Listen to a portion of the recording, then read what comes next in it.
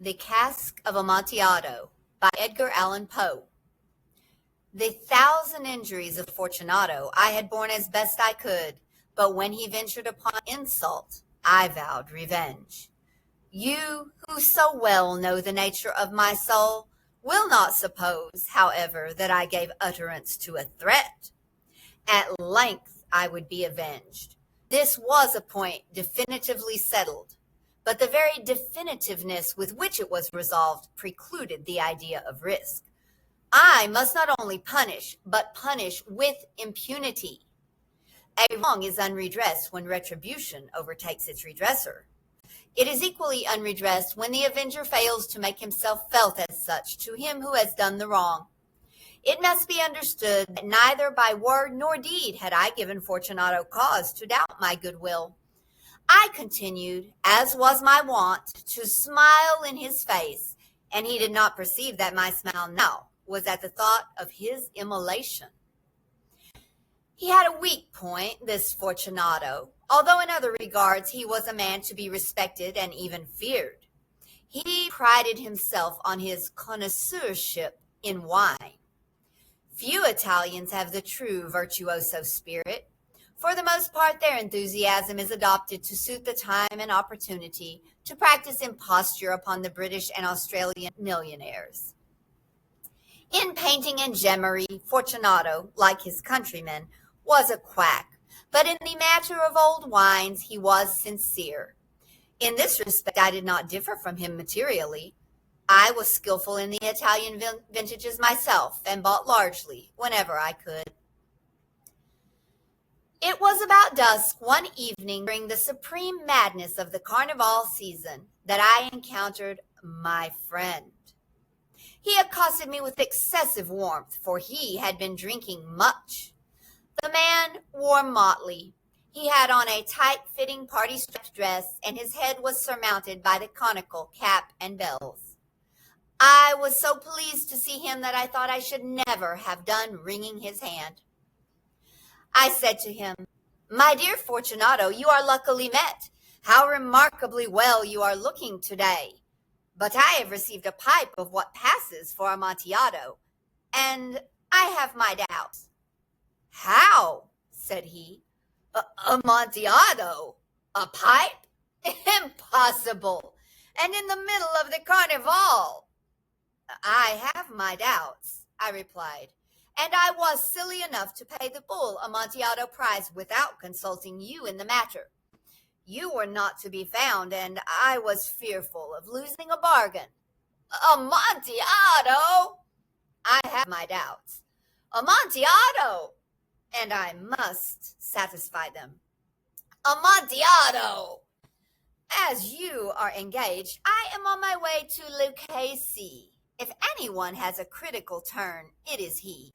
He will tell me, 'Oh, Lucchese cannot tell Amontillado from sherry.' And yet some fools will have it that his taste is a match for your own. Come, let us go." "Whither?" "To your vaults." "Oh, my friend, no, I will not impose upon your good nature. I perceive you have an engagement. Lucchese?" "I have no engagement. Come." "My friend, no, it is not the engagement, but the severe cold with which I perceive you are afflicted. The vaults are insufferably damp. They are encrusted with niter."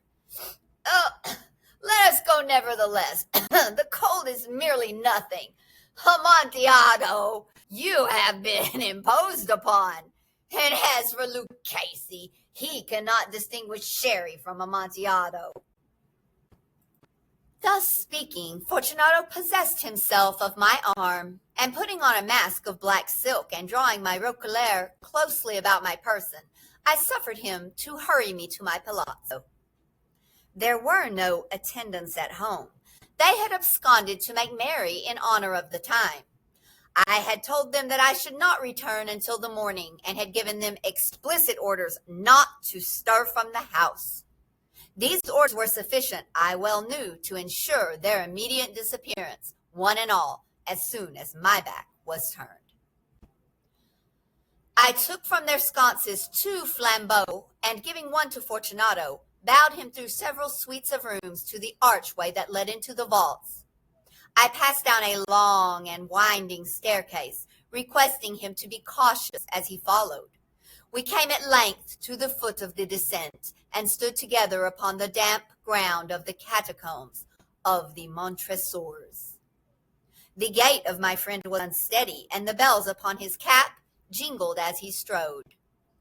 The pipe, he said. It is farther on, said I, but observe the white webwork which gleams from these cavern walls. He turned towards me, and looked into my eyes with 2 filmy orbs that distilled the rheum of intoxication. Nitre? He asked at length. Nitre, I replied. How long have you had that cough?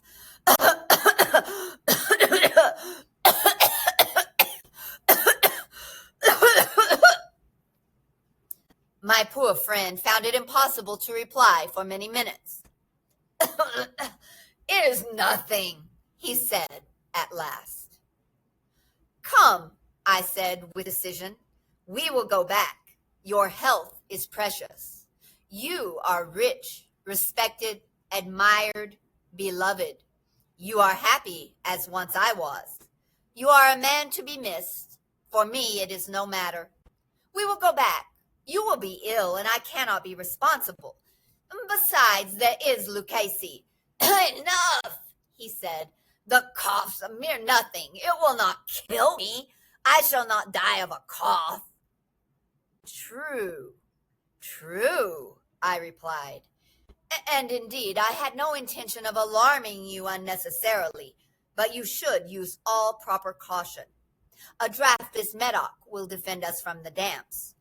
Here I knocked off the neck of a bottle, which I drew from a long row of its fellows that lay upon the mold. Drink, I said, presenting him the wine. He raised it to his lips with a leer. He paused and nodded to me familiarly while his bells jingled. I drink, he said, to the buried that repose around us.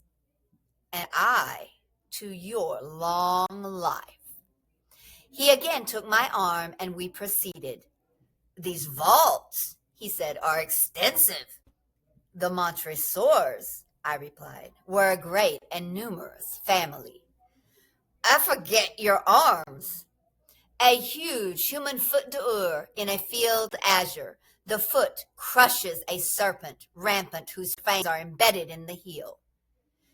And the motto? Nemo me impune lacessit. Good, he said. The wine sparkled in his eyes, and the bells jingled. My own fancy grew warm with the Medoc. We had passed through long walls of piled skeletons, with casks and puncheons intermingling, into the inmost recesses of the catacombs. I paused again, and this time I made bold to seize Fortunato by an arm above the elbow. The nitre, I said. See, it increases. It hangs like moss upon the vaults. We are below the river's bed. The drops of moisture trickle among the bones. Come, we will go back ere it is too late. Your cough, it is nothing, he said. Let us go on. But first, another draught of the Medoc. I broke and reached him a flagon of de Grave. He emptied it at a breath. His eyes flashed with a fierce light. He laughed and threw the bottle upwards with a gesticulation I did not understand. I looked at him in surprise. He repeated the movement, a grotesque one. You do not comprehend? He said. Not I replied. Then you are not of the Brotherhood. How? You are not of the Masons. Yes, I said. Yes. You? Impossible. A Mason? A Mason, I replied. A sign, he said. A sign.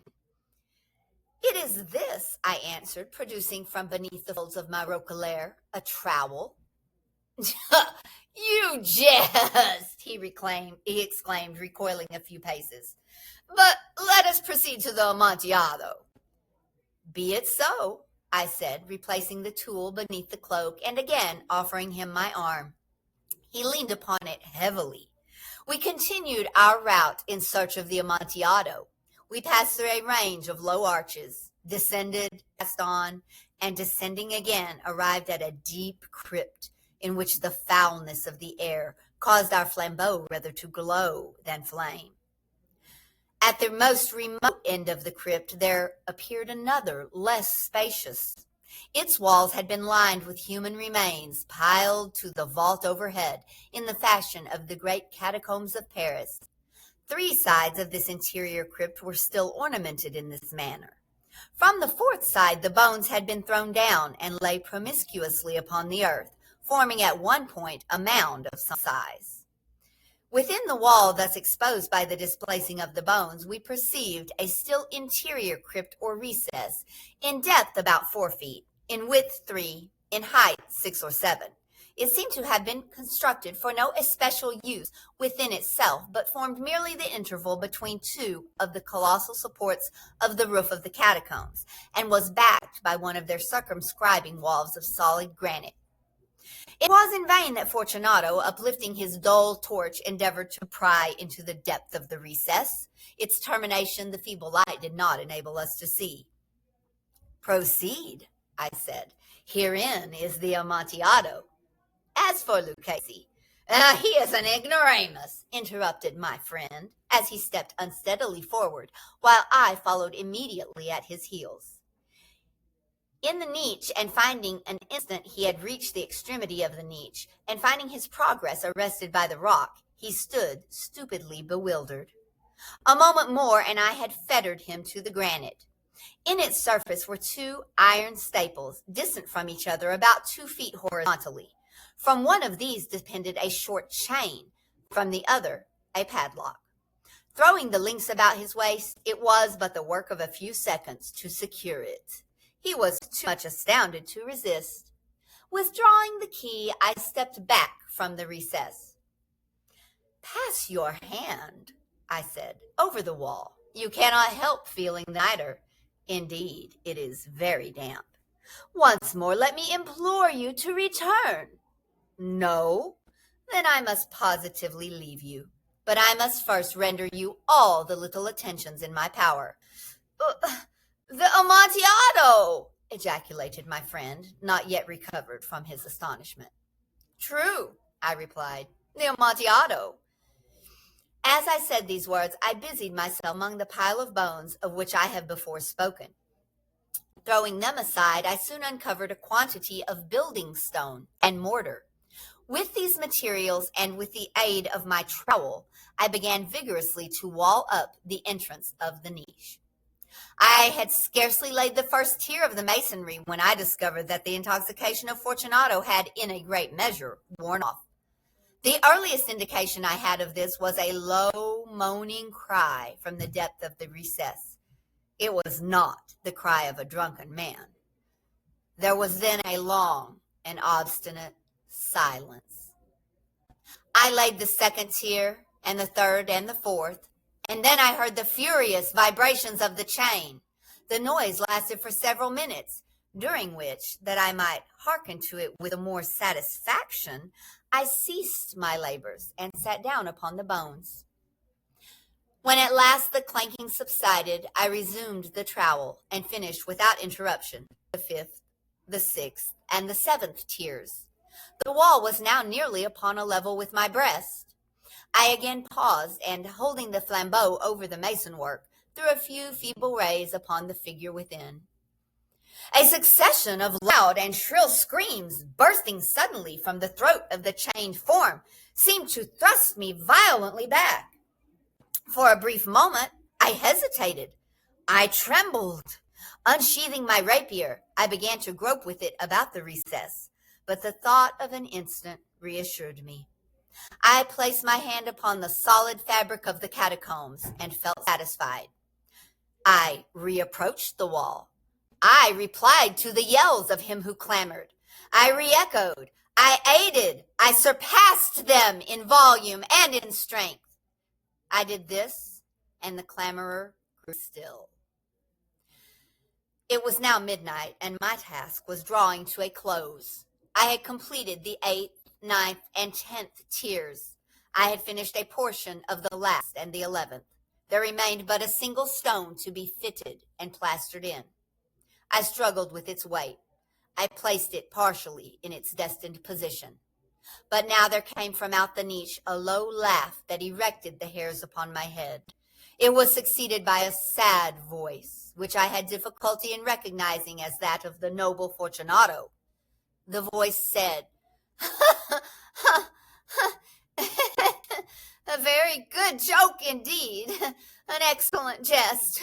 We will have many a rich laugh about it at the palazzo, over our wine." "The Amontillado," I said. "Yes, the Amontillado. But is it not getting late? Will not they be awaiting us at the palazzo, the Lady Fortunato and the rest? Let us be gone." "Yes," I said, "let us be gone." "For the love of God, Montresor!" "Yes," I said, "for the love of God." But to these words I hearkened in vain for a reply. I grew impatient. I called aloud, "Fortunato!" No answer. I called again, "Fortunato!" No answer still. I thrust a torch through the remaining aperture and let it fall within. There came forth in return only a jingling of the bells. My heart grew sick.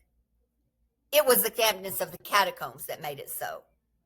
I hastened to make an end of my labor. I forced the last stone into its position. I plastered it up.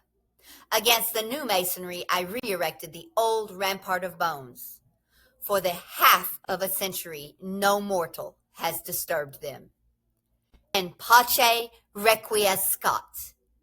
May he rest in peace.